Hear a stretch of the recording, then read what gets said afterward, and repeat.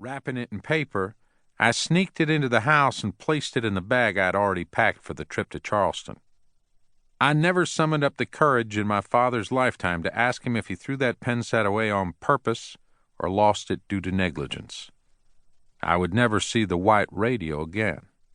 But I kept that wonderful pen set for years and wrote my second short story with the pen, as well as all the poems published my senior year and the senior essay I turned in that May.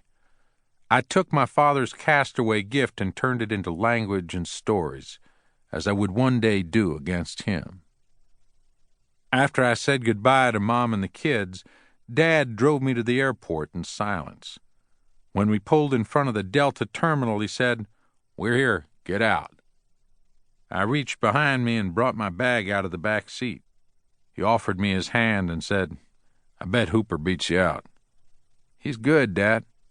"No one ever beats your old man out. No one," he said, squeezing my hand harder. "You know what you ain't got?" "What's that, Dad?" "The killer instinct." "Bye, Dad. Merry Christmas," I said, moving quickly into the terminal. My father was wrong about me. I had the killer instinct, but I called it something else. I called it my first novel. I called it The Great Santini. It would put a cruise missile into his cockpit that would change my father's life forever. At the end of the novel, I killed the father. I had the killer instinct, but it would take different forms with me than it had with Don Conroy. Practice began promptly at 1600 hours, and it was a killer. Coach Thompson kept yelling that he was going to sweat the Christmas turkey out of us, but none of us had been able to eat Christmas dinner with our families. There was a strange new vanity to his raving. What my team needed was coaching and teaching and praise. What my team received once more was contemptuousness, rage, and abuse. The Christmas practices were a nightmare, a plebe system. One more boot camp run by one more sadist who drove us like dogs until we dropped from exhaustion in the dry heaves. The Christmas Day practice lasted 3.5 hours. One of us had to puke before he would stop. In the first days back, we joked about selecting a designated puker. After that, we quit joking about anything. Those were dark, terrible days made worse by our utter isolation from the world. But that first practice was the worst. I still dread Christmas with every cell in my body. Mel Thompson killed it for me. I had a great surprise waiting for me that first practice. For the first time in my varsity career, I was made a permanent member of the blue team. I felt like an absolute traitor to my green weenies. I was so completely committed to the idea of the green weenies that it shook me up to wear the enemy colors. And when I put on the blue jersey, I did not realize that I was a marked man.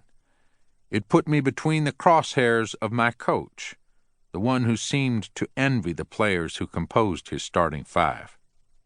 In those Christmas practices, Mel screamed at me every time I took an outside shot or drove the lane. "Pass the damn ball, Conroy," he yelled. "Quit shooting it. You contribute nothing to this team when you shoot." The phrase, "Don't shoot, Conroy," I carry as both tattoo and motto from that dispiriting time. My teammates and I grew quieter and less playful and tolerant of one another as each day passed with agonizing slowness. We ached and hurt and fought each other in scrimmages.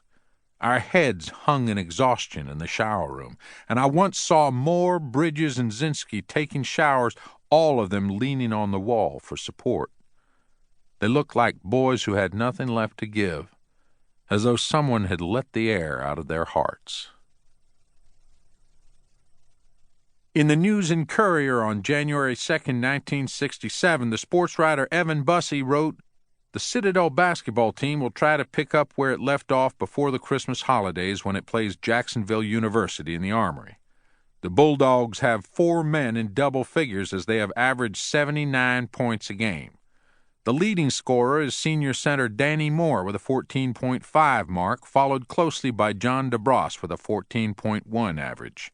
A pair of sophomores, Al Kroboth and Bill Zinski, are the other two in double figures, with 11.1 and 12.7.